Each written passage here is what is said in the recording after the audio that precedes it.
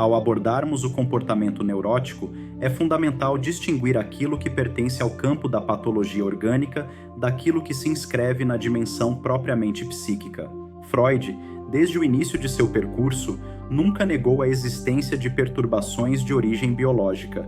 Ao contrário, sua formação como neurologista o colocava em diálogo direto com as hipóteses organicistas do final do século XIX.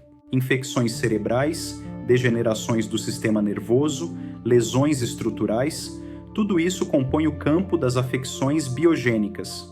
No entanto, sua contribuição decisiva foi demonstrar que há perturbações cujo núcleo não pode ser reduzido a uma lesão anatômica detectável. Quando não há patologia cerebral conhecida, quando os exames não indicam causa orgânica suficiente, surge a necessidade de outra via de investigação. É nesse ponto que se introduz a distinção entre fatores biológicos, sociogênicos e psicogênicos. Fatores sociológicos, privações econômicas, culturais, contextos de exclusão, certamente influenciam o desenvolvimento subjetivo. Mas a psicanálise não se limita a uma explicação sociológica do sofrimento. Ela interroga a posição do sujeito diante dessas experiências. A dificuldade em definir com rigor os conceitos de normal e patológico decorre justamente do fato de que tais termos pertencem a regimes teóricos distintos. Na medicina clássica, o patológico é frequentemente pensado como desvio mensurável de um funcionamento orgânico ideal. Já na psicanálise, a questão se desloca. O que está em jogo não é apenas a presença de um sintoma, mas a função que esse sintoma ocupa na economia psíquica do sujeito. Freud, em 3 ensaios sobre a teoria da sexualidade, 1905, propõe que só é possível compreender as psiconeuroses investigando a pulsão sexual em sua dimensão ampliada. A sexualidade, para Freud, não se restringe ao genital, nem à vida adulta. Ela atravessa a constituição do sujeito desde a infância e organiza seus conflitos fundamentais. Histeria, neurose obsessiva, neurastenia e mesmo quadros como a paranoia e a demência precoce só podem ser compreendidos, segundo ele, quando submetidos à investigação psicanalítica. O comportamento neurótico não é simplesmente um comportamento anormal, no sentido moral ou social. Ele é a expressão de um conflito psíquico. Em estudos sobre a histeria, 1895, Freud já demonstrava que os sintomas histéricos eram formações de compromisso, ao mesmo tempo em que satisfazem parcialmente um desejo recalcado, também respondem às exigências da defesa. O sintoma não é absurdo, ele tem lógica. Na primeira tópica, apresentada em A Interpretação dos Sonhos, 1900, Freud organiza o aparelho psíquico em consciente, pré-consciente e inconsciente. O comportamento neurótico emerge justamente dessa dinâmica entre sistemas.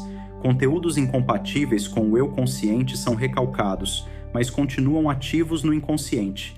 Retornam sob forma de sintomas, lapsos, atos falhos, repetições. Na segunda tópica, desenvolvida em O Eu e o Isso, 1923, o conflito é descrito como tensão entre o eu, o isso e o supereu. No campo da neurose, o eu encontra-se pressionado pelas exigências pulsionais do isso e pelas imposições normativas do supereu. O comportamento neurótico pode ser compreendido como tentativa de solução para essa tensão estrutural. Freud também alerta que os processos que chamamos de patológicos não são totalmente estranhos à vida dita normal. Em Psicopatologia da Vida Cotidiana, 1901, ele mostra que lapsos de memória, esquecimentos, equívocos e atos falhos pertencem ao funcionamento ordinário do psiquismo. A diferença entre normalidade e neurose não é de natureza absoluta, mas de intensidade, fixação e sofrimento associado. O comportamento neurótico, portanto, não deve ser compreendido apenas como desajuste. Ele é uma resposta do sujeito a conflitos que, muitas vezes, remontam às primeiras relações infantis, às experiências de frustração, às interdições estruturantes. É nesse sentido que Freud insiste na investigação da sexualidade infantil como eixo explicativo das psiconeuroses. Não se trata de reduzir o sujeito a um diagnóstico, nem de classificá-lo moralmente.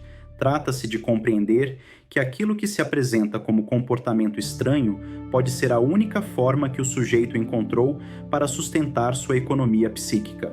O comportamento neurótico é, assim, um modo de funcionamento. Ele revela o esforço do eu para manter algum equilíbrio entre desejo e defesa, entre satisfação pulsional e exigências da realidade. A psicanálise não o aborda como mero desvio, mas como manifestação significativa que precisa ser escutada e interpretada. Esta aula é parte de um percurso que não se faz com pressa nem com respostas prontas. A psicanálise se constrói no tempo, no contato com o texto, com o pensamento e, sobretudo, com a escuta. O que foi apresentado aqui não se esgota neste encontro. Ele serve como ponto de apoio para que novas perguntas possam surgir e para que o pensamento continue se aprofundando. A psicanálise não se oferece como um manual, ela se sustenta como uma experiência.